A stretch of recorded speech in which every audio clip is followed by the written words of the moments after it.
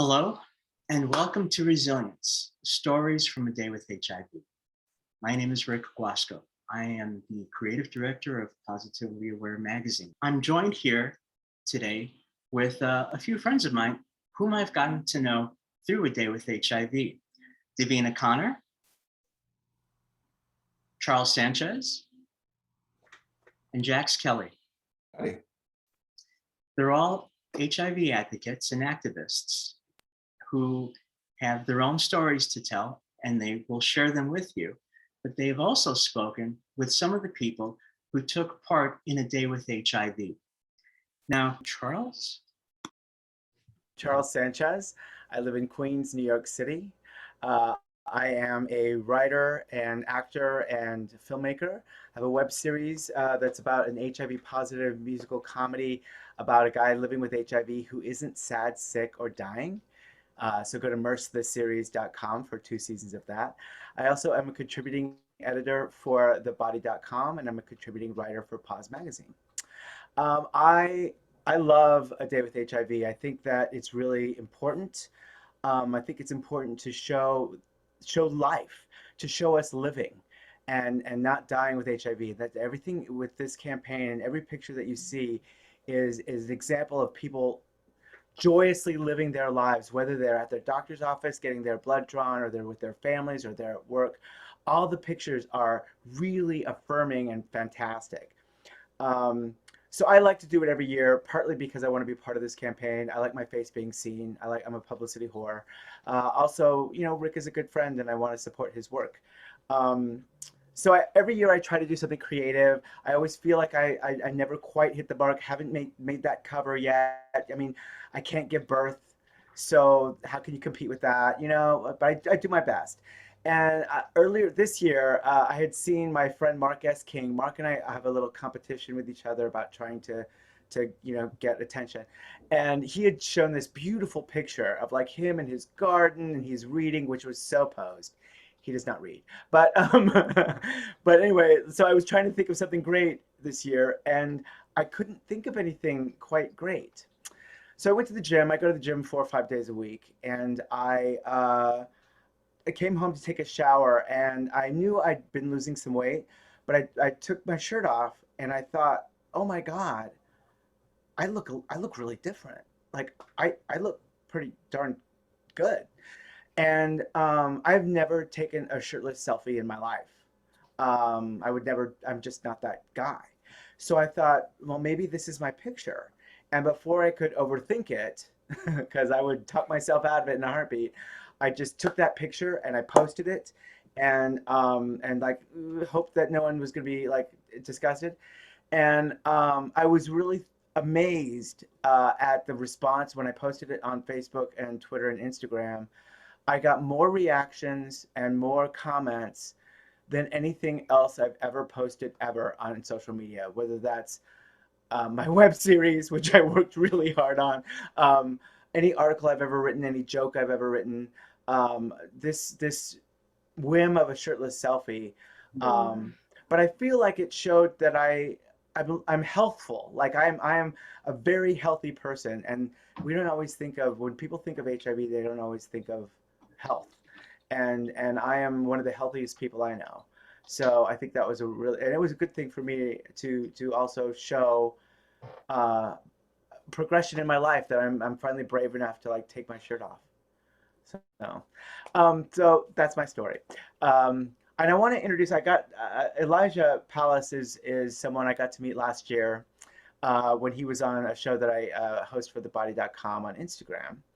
And Elijah, aka Eddie Broadway, has been a performer and award-winning performer for some years, and most like recently, he is right now Mr. Trans USA. And a year ago, a little over a year and a half ago almost, he was diagnosed with HIV, and we don't often hear stories about trans men with HIV. So I feel like his story is really important. And tell us just a little bit about yourself, real quick, since it's been so long since I introduced you. My name is Elijah. Charles also said my name is Eddie Broadway, not to get you guys confused, but that's my stage name. I'm a drag king of over 10 years. I'm from Phoenix, Arizona. I'm a mental health therapist. I sit on a couple boards, namely Ripple Phoenix, which is an HIV outreach organization here in Phoenix. I sit on the board of the Imperial Court of Arizona, and then also the Jim Collins Foundation, which is a national trans affirmation surgery grant program. I wear multiple hats in the community. I primarily work with trans kids here, and I eat, sleep, breathe this community. And I'm also Mr. Trans USA, as Charles said. That's awesome. So tell me about what made you want to be a part of A Day with HIV campaign this year? One of my really good friends works at an organization here and came across it, and he's like, you have to be a part of this. And usually I'm like Charles and I do thirst trap photos, but I decided to change it up a little bit. And in the photo, it's actually my office. And most of my social media is primarily Eddie Broadway, drag related, all of that. And A Day with HIV spoke to me with me as a person. Because I am one of just a handful of trans masculine individuals that I know of that are HIV positive or public about it. I wanted to make it about me, my mental health practice, who I am. And so it was just really important to show me personally in my office, in my setting. So what has been the reaction since the picture came out? How have your friends, family, community reacted to it? They've been so supportive. I actually came out as positive on World AIDS Day last year and did a whole video publicly. And I think some people either just didn't know what to say, didn't know what to do. They kind of backed away. Some people that were close to me kind of backed away. But this photo, a year later, after being a year positive, it brought a lot of people kind of out of the woodworks that maybe aren't LGBTQ, aren't part of the community, aren't allies of the community necessarily, but people that I've known since I was little. And the support and love that they had with it really was eye-opening. And they were able to reach out to me, ask me questions, feel kind of normal with having the conversation about what it means to be positive, what it means to be undetectable. So it was a bridge between my community now and my former self. So that was really nice. I love that. I think too, one of the things that impresses me a lot about you is that you're so authentically you and unapologetic about that. And I think when you are authentic, then you give other people permission to be who they are as well. For later. So where in your life have you experienced stigma and how have you dealt with it in your life? I mean, being transgender in general has a lot of stigma. I have been out since, about 8 or so years ago. I've been medically transitioning. I also was married for a little bit there to a woman, and then I came out as gay, and year later, I was diagnosed with HIV. So there's a lot of layers there of like, oh gosh, okay. So stigma on top of stigma, right? But for me, thankfully, because of the groundwork everyone on this panel has done and organizations I've been part of, there hasn't been too much in the way of people being mean to me. Not that I've heard, maybe they've backed away without talking to me. That's okay. But there still is this layer of stigma when it comes to trans people, trans masculine people not being served, but also being underrepresented. So I know it's still out there, and I know I actually do still experience it mostly with the medical community because they don't know what to do with me. So it's kind of okay, well, you're trans, but you're also positive. So where does that fit? So there's still a lot of work to do, but there's a lot of growth in this as well. Well, I, for one, am glad to have you part of this community, and I'm glad to know you, my friend. So next up, Davina Connor is going to be telling her story. Davina, D. Connor. I am a person, a woman who has lived with HIV for 24 years. I was diagnosed at the age of, I think, God, I forget, 27 years old, I think. It's been so many years. And so I am an advocate. I'm an international speaker, and I have a podcast called Positively D's Discussion.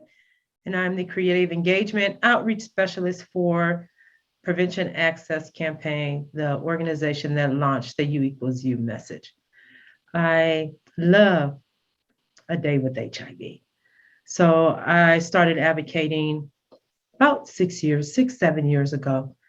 And when I seen a day with HIV, it did something to me. I hope I don't tear up, but it did something to me because I had just started advocating. I actually lived 17 years of my life not knowing one person who lived with HIV, not ever being able to ever have a conversation with someone who lived with what I lived with and been able to share that with them. It was just me, myself, and I. And so when you live that way, you think that you're the only person. I knew I wasn't the only one. It's just that I was living in this little box, taking care of my children and going through a rough marriage that was all that I actually knew until I just started to become an advocate. And when I seen a day with HIV, it had only been some months that I had shared my diagnosis with the world. And a day with HIV inspired me. And so in 2015, I was riding in the car with my sister. And I said, pull over, pull over. She was like, pull over. I said, yeah, just pull over right here. Just a bunch of bushes and sticks. And it was out of nowhere. And I just told her to take a picture. I had stickers all on my clothes when I got up. They were poking all over me. And I sent the picture in.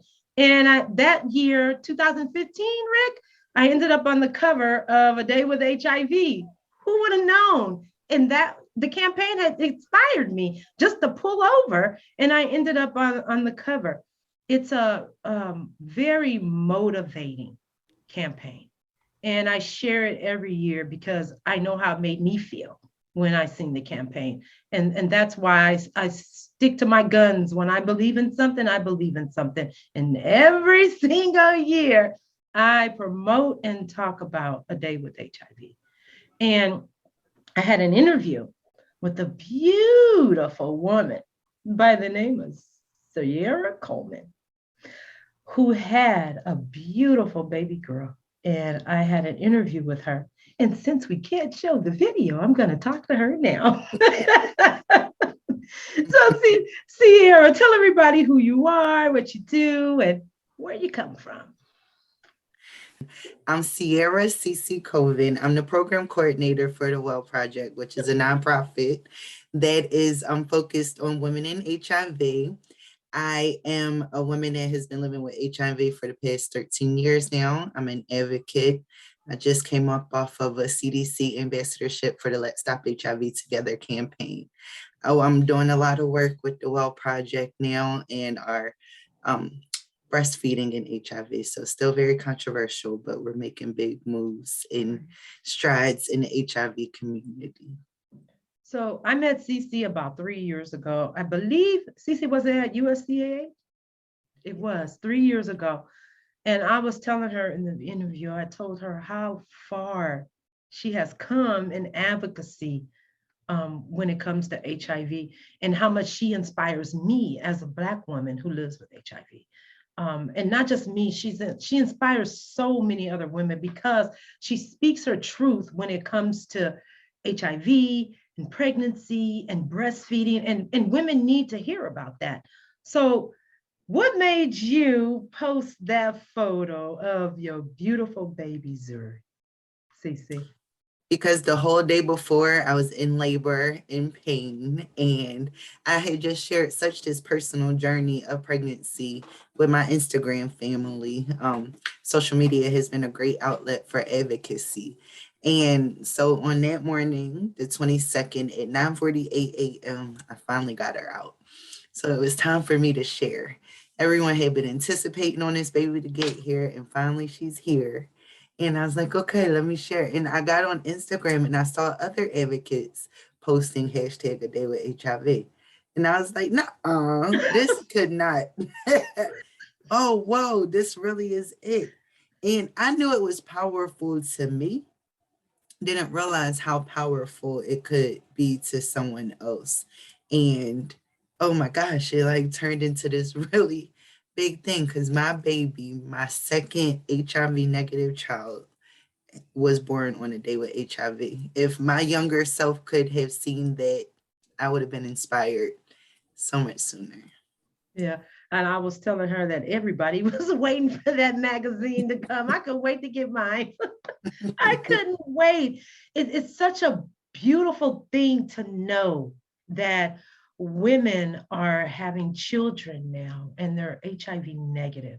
And she not only has one, but she has two HIV negative children, which is just an awesome, awesome blessing. So what happened? Did anything happen after you posted that video? I mean, the photo of Zuri? Anything? You like? Well, just the response from the community, how much you have helped me or how I'm inspired or keep doing what you're doing. Kind of when you think that no one's listening and you're just talking to yourself, Right. to receive that validation back. And because of my post, such a powerful post on that day. Yeah. So much. And then what about HIV stigma? I call you a millennial. So what way did HIV stigma, did it affect you in your life when you were first diagnosed with HIV? So we can even speak to, not even just newly diagnosed, but to this day. Just When I speak of stigma, I usually the first that pops in my head is the internal stigma that I feel or that, comes across my mind.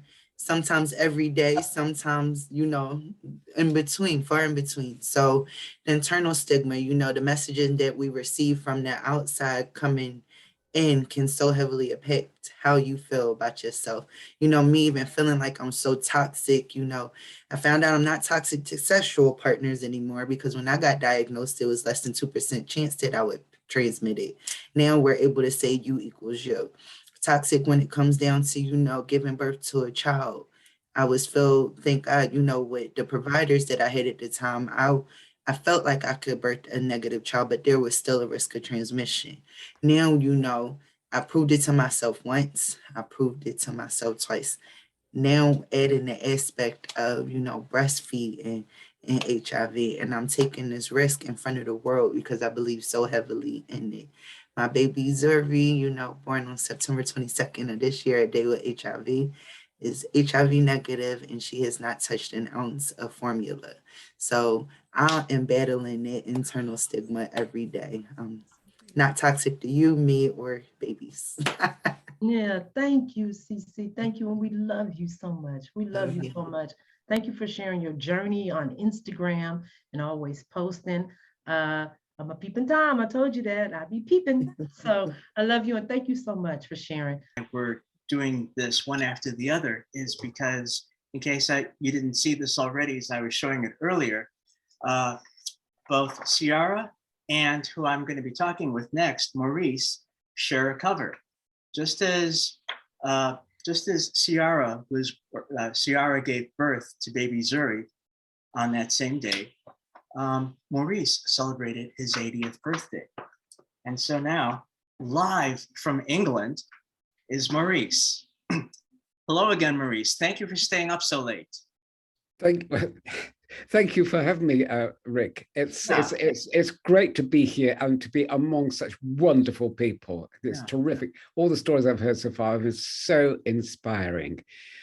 What inspired you? So what got you interested in, what made you take your picture for a day with HIV? Oh, I've been, well, perhaps I ought to say a little bit about the fact that I've been, not only am I 80, but I've been living with HIV for an awful long time. I've been living with it for 37 years. So we're going back to the 80s. And so consequently, I mean, for the first 10 years, I was asymptomatic, which was amazing because it allowed me to have enjoy the newfound career that I changed my careers in 1983 from education into professional theatre. So I'm very keen on hearing what both Charles and Elijah had to say, because it's part of my life too. But in 1984, when I was given my HIV diagnosis, which didn't even have a name at that time, it wasn't called HIV.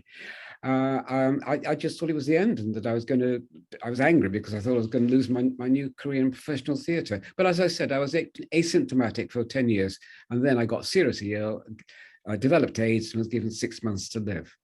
And it was after that when I didn't die, and I kept fighting because my age-defining illness was HIV encephalopathy, which leads to dementia. So keeping my mind active was vital, and I certainly did that. And I was around for 1996 when the protease inhibitors came along, so I benefited from that. And it was at that time that I started doing things to around World AIDS Day, organizing concerts, because I'm a musician as well. And so I organized concerts with the local choir and local musicians. It was incredible, the spirit of generosity of folk in Stoke-on-Trent, that they were willing to give up their time and their talent to the cause. And that sort of empowered me. And it was from that time onwards that I started to be able to speak out as someone openly gay living with HIV. And when I came across, it was only this year, Rick, that I came across Positively Aware and A Day with HIV. And as soon as I saw it, I thought, well, this is much, I mean, I've been fighting stigma for so long. This is great because I don't have to appear on breakfast television. I don't have to write articles. I don't have to, do interviews with the press. All I've got to do is take a picture and write a caption. Wonderful. So off it went. And so I was astonished when it was my it first doesn't ever. get easier than On that. the cover with Kiara's lovely newborn baby. And I thought it was really imaginative of you, Rick, to pair the two for sort of the complete opposite ends of the life spectrum. So well done for that. Well, thank you for that. So many of the pictures just they speak out for themselves. And when I saw Ciara's picture, your picture, it only made sense to pair them that way. Something though I wanted to ask you though was, how is the perception, how has stigma changed between then and now? I think there's more. I think there is a change. It's still there, as everybody here has said, and I have encountered this in healthcare settings, just like other people have mentioned. But things are changing because of people like us, for a start off, but also over in the UK, we had this series, the TV series "It's a Sin," which went down extraordinarily well. And Russell T. Davies, I think, has done a marvelous job with that. But in your part of the world, Rick, Pose, especially the last series, I thought also did an excellent job of telling the HIV story and the AIDS story, and by doing so, it informs people, and if you're informed, that is one of the best ways of tackling stigma, because it's ignorance which drives stigma, in my opinion. Very good. Thank you, Maurice. Well, and now we'll toss it to Jax, who also has somebody that he's going to talk with who is abroad. Jax? Yeah, hi, I'm Jax Kelly. I'm coming to you from Palm Springs, California. And I just wanted to share one little thing with you. Personally, this pin that I'm wearing that has a red ribbon on it was also inspired by the U=U campaign. You can't see it, but I have in the middle of the ribbon, it says U=U. And when I was campaigning, actually became Mr. Palm Springs Leather in 2018, that was a big part of my my campaign, kind of to bring more awareness to U equals U. I've been positive since 2006, and kind of like some of the stories I'm hearing here, one of the things that I wanted to do was to kind of break out of my shell. I didn't like the idea that I was forced to actually come out again, actually having come out as a gay man years before, to come out as an HIV positive person. So I actually did a billboard for an AIDS organization that was all over Los Angeles. And that was so empowering for me because I could like pose in front of it, I could point to it, I put it on my Facebook page. It was just a great way to actually, you know, take all of that stigma out of being HIV positive and go through the interview that I have with Sasha. And before I go, I just want to say I'm also grateful to be the president of Let's Kick Ass Palm Springs, which is an organization that is dedicated to witnesses to the plague years, and also as treasurer of the Reunion Project, which is dedicated to long-term survivors. So I'm just gonna give it a shot. We're here today with our good friend, Sasha Rex. He's from Bonn, Germany. So we've got some time zone things going on here. So it's great to see that we could get together. I'm coming in from Palm Springs. So thank you so much, Sasha, for being here. I just want to start off by saying, please introduce yourself to our audience and tell us a little bit about yourself. Yeah, thank you, Jax. It was your problem. You had to get up early. Okay, my name is Sasha Rex. And like you said, I'm living in Bonn, the former capital city of Germany. I'm 45 years old and I got diagnosed HIV positive in July 2020. So in the middle of the COVID-19 pandemic. Was an interesting experience having a pandemic around and always struggling with the virus inside. And yeah, I started talking outside about my diagnosis, I think in March, April this year. And I saw I'm very active on Twitter. And there I saw this initiative, A Day with HIV, and I really liked the idea. And so I took part in this idea, and that's maybe one of the reasons because we talked today together. So what was your thoughts as you were, did you take, you just took a random picture and just added the campaign thing to it and then just posted it online? Is that what you did? I saw this idea a week before the day. Mm-hmm. And so I thought where to take a picture, and I chose my garden in the middle of the city of Bonn. And this always was a kind of paradise for me because we moved into this small, tiny house in the middle of the pandemic around 1 month before my diagnosis. And so when I had to struggle with all the things everybody who is newly diagnosed knows about, then I was sitting in this garden. And that's the reason why I took the picture there. And because I took it very early in the morning, so I thought this would be then in the start of the campaign in the middle of the night. That's the idea behind the time. And the text I wrote in German, and then I translated it first by myself, and then I asked a very good friend, which is natively English, and then she wrote it in the better way and always in the way it was published.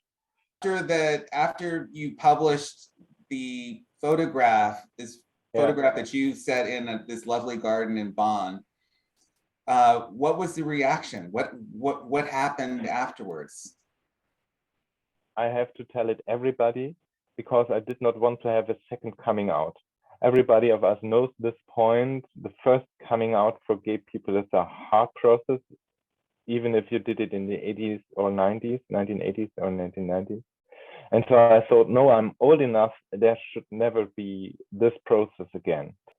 And then this is for me, it's quite unbelievable until now.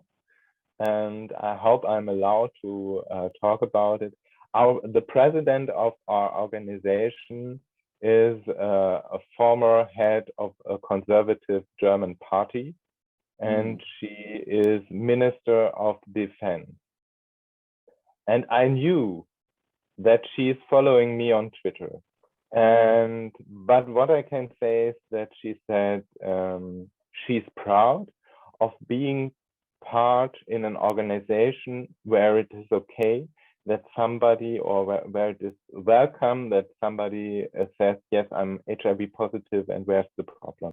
And this was really great. I was walking one day with this message and with this action, with taking part in this campaign, and I was showing everybody this direct message and saying I'm like a small child, and that really was a breakthrough for me. I'm proud of being part of your community. Then it is it was very warm. Wonderful, so wonderful.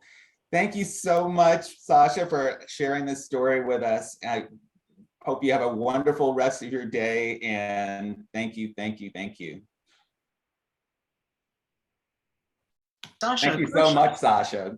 Yeah, Sasha, a question I do have is, you tweeted that the first few months were filled with shame and fear. How did you go from that to today, where you're speaking to a worldwide audience about living with HIV? Oops. Oh, okay, there it goes. Sasha, I can hear you. We can hear you now. Yeah. So how did you get from there to here?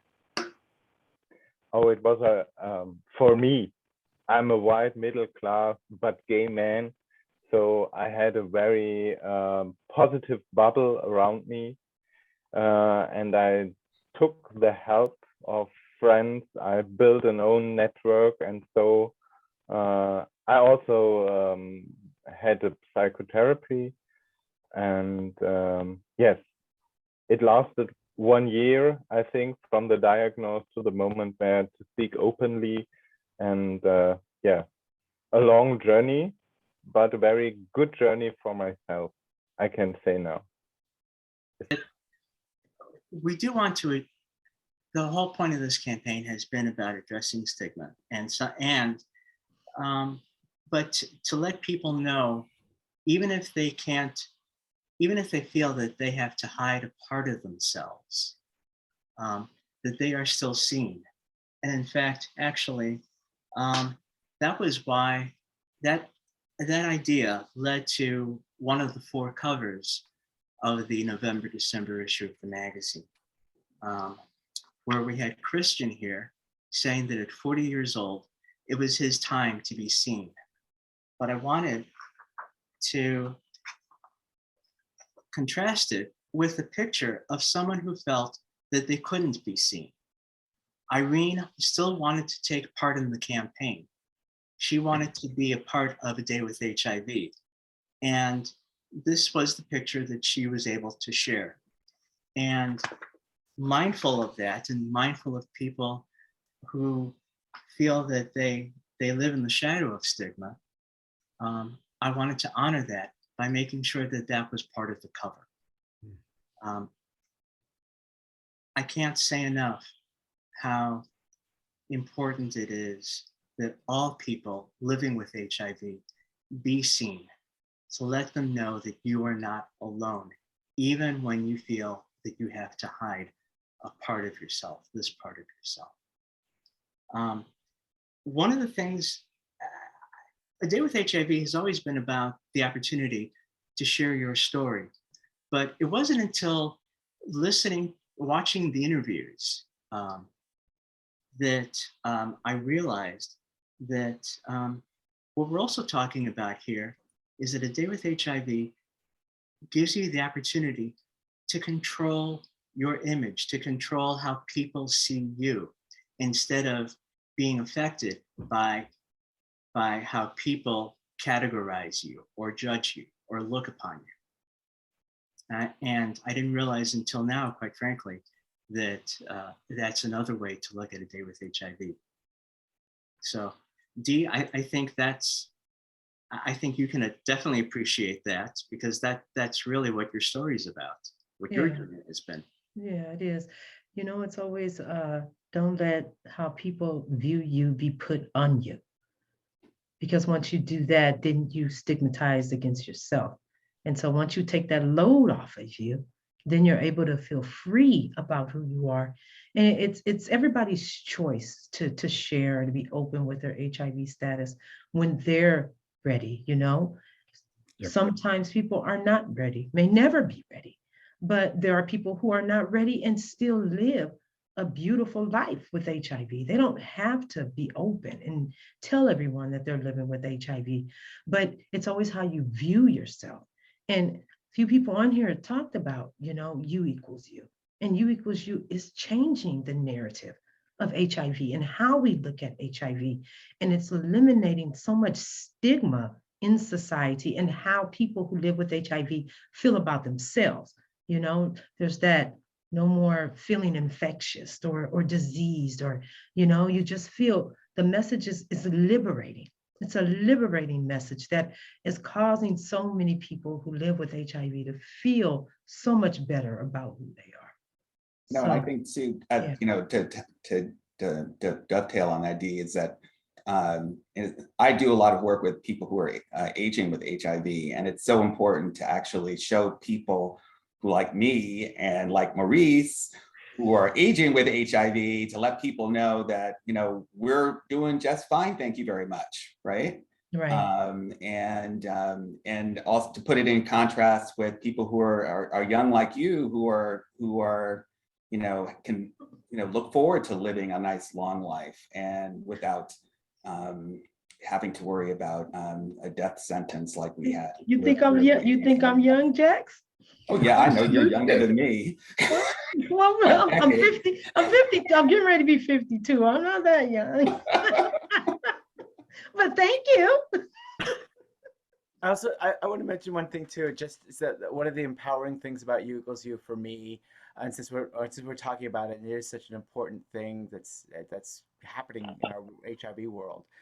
Because I've been testing undetectable since probably like a month or two after I got out of the hospital 18 years ago. My body loves drugs, so this drug was just one more drug that my body went yay with. And to look back on all that time and realize that no one has gotten HIV from me in all that time was really powerful, to be able to look at that part of my life and say, like, wow, I mean, I experienced some fear and some worry, but no one has gotten HIV from me. And I really, really, I feel proud about that. I feel good about that. And that makes me feel really, thank you for like sharing what you were that. saying, less sick, less stigmatized, less dirty, quote unquote.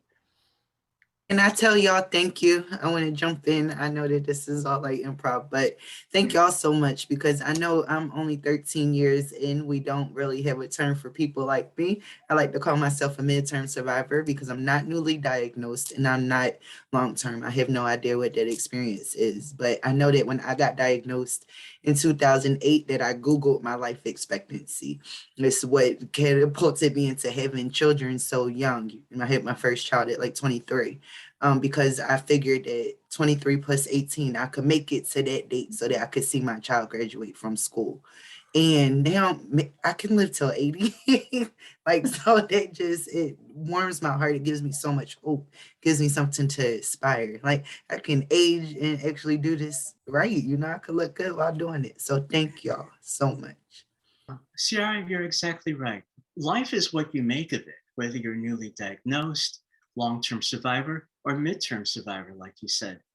When I found out that I was living with HIV, I had already developed Kaposi sarcoma.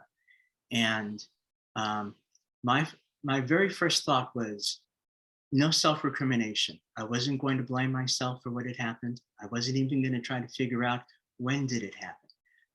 my thought was, I am not going to be another AIDS victim. This was 1992. And then my next thought was, I'm not going to be a victim of stigma. Having Kaposi sarcoma, it was clear on my face that I had AIDS, but I was not going to let that make me into a victim. Unless anyone else has any remarks, we are now at the top of the next hour. I am mindful of people's time. So are there any closing thoughts anyone else wants to chime in with before I say goodnight? I just want to say thank you. Thank you to TPAN. Thank you for a day with HIV. And thank you to you, Rick, for being who you are. I just want to say thank you. And we love you so much. Well, thank you for that. What makes a day with HIV are the people who take part in it. It was just my idea, but it's the people who take their pictures, share their stories. They're the ones who this campaign belongs to and who define what this campaign is. With that, tomorrow is World AIDS Day.